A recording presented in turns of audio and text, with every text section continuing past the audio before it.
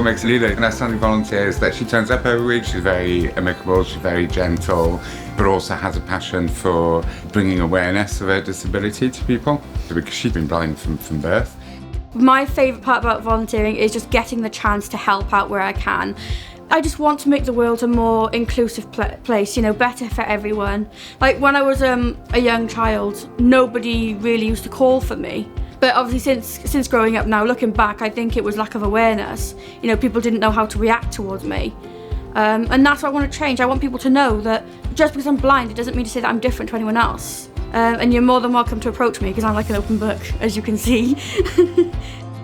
Lela's really funny, confident, she's really happy all the time. She never lets anything stop her, so she's really determined. I think she deserves the nomination because she's touched so many people's lives. She's just so amazing, and she also has been a massive support for me through what I've gone through.